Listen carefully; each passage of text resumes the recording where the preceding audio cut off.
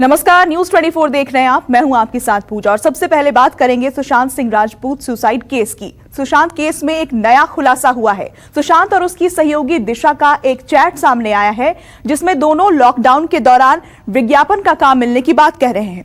मतलब साफ है कि सुशांत के पास काम की कोई कमी नहीं थी। अब इस चैट ने एक बार फिर सुशांत सिंह की मौत की जांच में नया एंगल दे दिया है। वहीं बताया जा रहा है कि रिया के सीए रितेश शाह से आज ईडी पूछताछ कर सकती है, वो उनके सामने पेश होंगे। रिपोर्ट देखिए।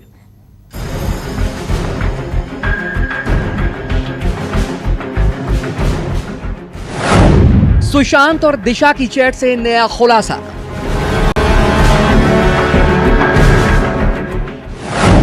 नए प्रोजेक्ट्स पर काम कर रहे थे दोनों।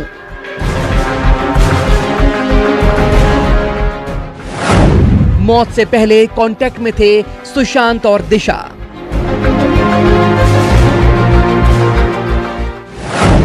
तो क्या दिशा की मौत का राज जानते थे सुशांत? 8 जून को सुशांत की एक्स मैनेजर दिशा सालियान की मौत और 6 दिन बाद 14 जून को सुशांत की मौत। पहले तो ऐसी कोई बात सामने नहीं आई और न ही सुशांत के केस को दिशा की मौत से जोड़कर देखा जा रहा था। लेकिन अब कई सवाल ऐसे उठ रहे हैं जिससे सुशांत और दिशा की मौत के बीच कनेक्शन की बातें सामने आ रही हैं। क्योंकि सुशांत और दिशा के बीच अप्रैल में हुई बातचीत का व्हाट्सएप चैट सामने आया है जिसमें इस बात का जिक्र है कि सुशांत के पास लॉकडाउन के वक्त भी कई प्रोजेक्ट्स थे, जिसमें पबजी के लिए लॉकडाउन में स्टे होम स्टे सेफ नाम के कैंपेन का हिस्सा बनने का भी जिक्र किया गया है। दिशा: हाय सुशांत, पबजी एक डिजिटल कैंपेन कर रहा है जिसमें वो लोगों को बढ़ावा देना चाहता है कि आप घर में रहें, सुरक्षित रहें और पबजी खेलें। आपको एक वीडियो अपने इंस्टाग्राम पर पोस्ट करना होगा। जानना चाहती हूँ क्या आपकी इसमें दिलचस्पी है? मुझे प्लीज बताना। इस पर काम किया जा सकता है क्या? अगर आपको अच्छा लगेगा तो मैं पबजी कंपनी से वीडियो की स्क्रिप्ट के लिए कहूंगी। सुशांत: हाँ प्लीज। दिशा: थैंक्स, पबजी से स्क्रिप्ट के लिए कह रही हूँ। इसके बाद 10 अप्रैल को दिशा ने पहले हुई बातचीत को आगे बढ़ाते हुए चैट में लिखा: दिशा: हाय सुशांत, पबजी ने कंफर्म कर दिया है, मैंने मौजूदा हालात को देखते हुए अच्छी डील कर ली है। पबजी इंस्टाग्राम पर एक वीडियो पोस्ट करने के 12 लाख और साथ में टैक्स के लिए मान गए हैं। पबजी वीडियो के लिए स्क्रिप्ट अगले हफ्ते हमसे शेयर करेंगे। मैंने उन्हें बता दिया है कि आपके सुझाव स्क्रिप्ट में जोड़ने होंगे। मैं इस बारे में आपको अपडेट करती रहूंगी।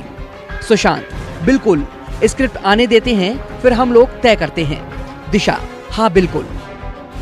ऐसा ही एक और चैट सामने आया जिसमें वोडाफोन और आइडिया के साथ भी किसी प्रोजेक्ट्स पर बात हुई। तो इस लॉकडाउन के वक्त में भी सुशांत के पास काम की कमी नहीं थी। तो जाहिर है सुशांत को काम न मिलने वाली बात दिशा और सुशांत की चैट साफ नकार रही है। न्यूज 24 के पास दोनों के बीच हुई चैट की कुछ और तस्वीरें भी हैं जिसमें सुशांत और दिशा के बीच किसी कंपनी के लिए प्रोजेक्ट्स पर बात हो रही है। इसमें कॉलर कॉल कर अपने सेलिब्रिटी से सवाल करते हैं। इस कॉल में कंपनी के किसी व्यक्ति के हॉटलाइन नंबर का इस्तेमाल किया जाता है ताकि कॉलर को सेलिब्रिटी का डायरेक्ट नंबर ना मिले। सुशांत: तुम किसके नंबर का इस्तेमाल कर रही हो? दिशा: ये सिद्धू का नंबर इस्तेमाल हो रहा है। सुशांत: ठीक है। दिशा: सुशांत सर्वर से जुड़ चुके हैं, जब कॉलर कॉल करेगा तो वो कनेक्ट हो जाएंगे। अब सवाल ये है कि क्या दिशा और सुशांत एक दूसरे से टच में थे? तो चैट देखकर तो यही लग रहा है और दोनों के बीच नए प्रोजेक्ट्स और ऑफर को लेकर बात भी हो रही थी। यानी ये बात साफ है कि दिशा सुशांत का पीआर मैनेज कर रही थी और यही कारण है कि दोनों की मौत को एक दूसरे से जोड़कर देखा जा रहा है। इस बात का जिक्र सुशांत के दोस्त ने भी किया, जिसका एक्सक्लूसिव बयान न्यूज 24 ने आपको दिखाया था। आत्महत्या नहीं है, ये तो मेरा पर्सनल व्यू तो है ही जी। मैंने जहाँ से इन्फॉर्मेशन निकाली, this case is directly connected with the Disha case जी। और मेरा जो सोर्स है वहाँ से मुझे सबके नाम भी पता है और वो मैं लेकिन नाम मीडिया में एक भी नाम रिवील नहीं करूंगा। वो डायरेक्ट सीबीआई को बोलूंगा, सीबीआई के सामने जाऊंगा, जो मुझे इन्फॉर्मेशन है सारी दूंगा। यानी व्हाट्सएप चैट और सुशांत के दोस्त का बयान जिस दिशा में इशारा कर रहा है, कहीं उसे छिपाने की कोशिश तो नहीं की जा रही। दीपक दुबे, मुंबई, न्यूज 24।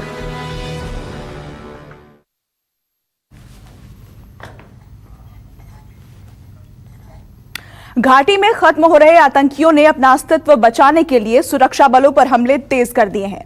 दरअसल सुरक्षा बल आतंक को जड़ से खत्म करने के लिए अभियान चलाए हुए हैं। इसीलिए कश्मीर के लोगों में फिर से खौफ पैदा करने के लिए आतंकी अब कायरता दिखाने से भी पीछे नहीं हट रहे हैं। खुद को फियादीन कहने वाले दहशतगर्दों ने अब छुपकर हमला कर फरार होने की रणनीति अपना ली है। सोमवार को लगातार 2 हमलों से आतंकियों की बौखलाहट साफ देखी जा सकती है।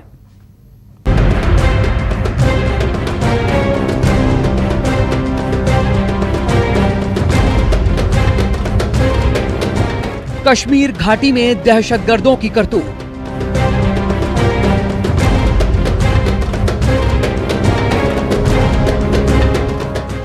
चौबीस घंटे में सुरक्षा बलों पर 2 कायराना हमले।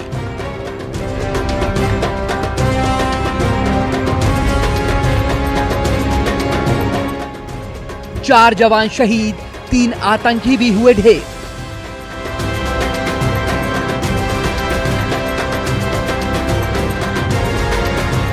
गाड़ियों पर गोलियों के निशान,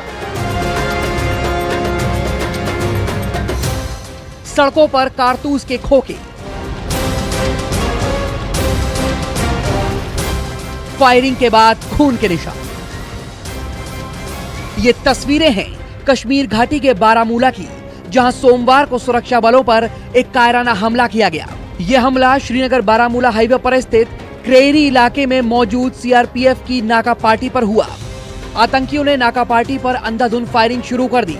अचानक हुई इस फायरिंग में सीआरपीएफ की 119 बटालियन के 2 जवान घायल हो गए। इसके बाद जम्मू कश्मीर पुलिस के एक एएसपीओ को भी गोली लगी।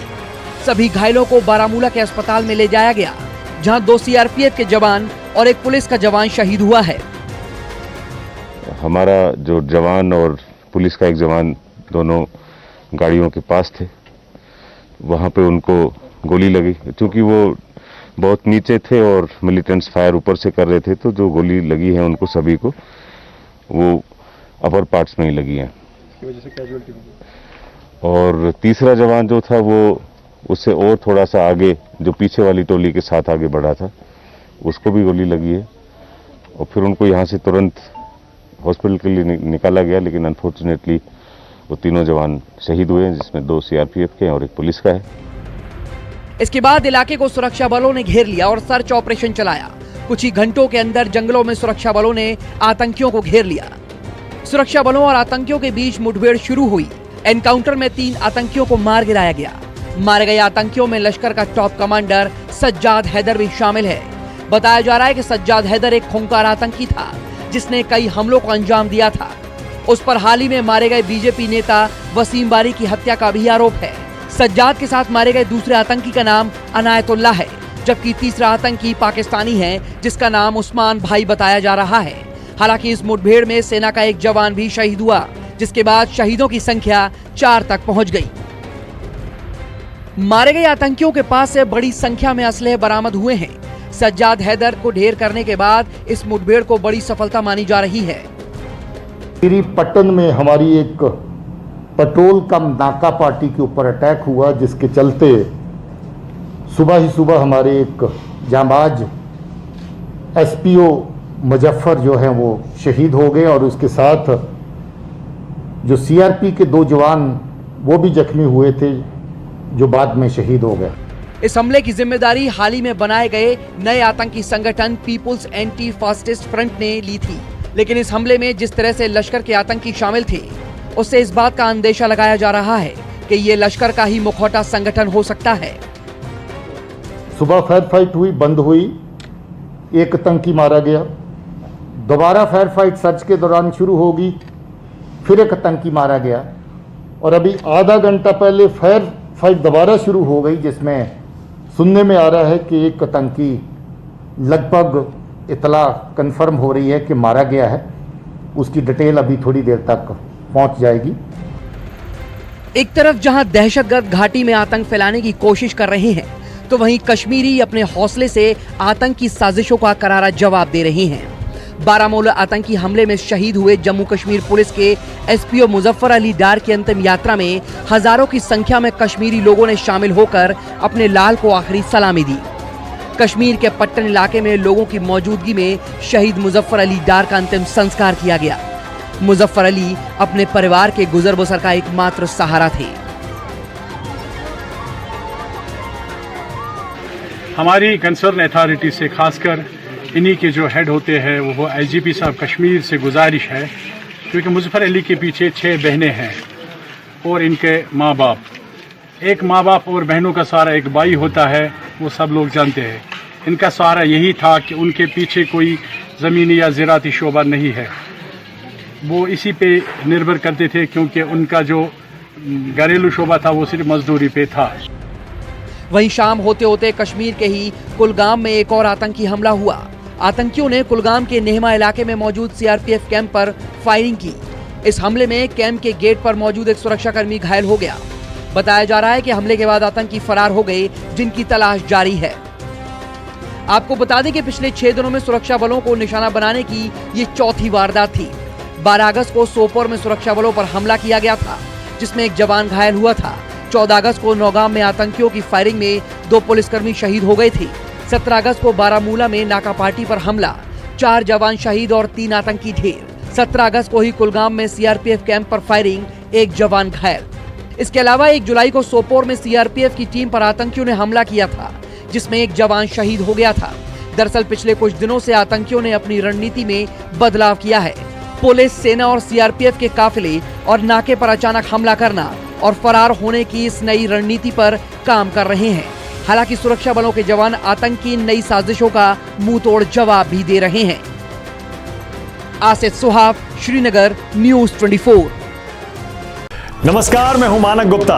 अगर आपको हमारा ये वीडियो पसंद आया हो तो इसे लाइक और शेयर जरूर करें, और हाँ, हमें सब्सक्राइब और फॉलो करना ना भूलें, ताकि आप देश और दुनिया की कोई खबर मिस ना करें। तो जुड़े रहिए हमारे साथ और देखते रहिए न्यूज़ 24।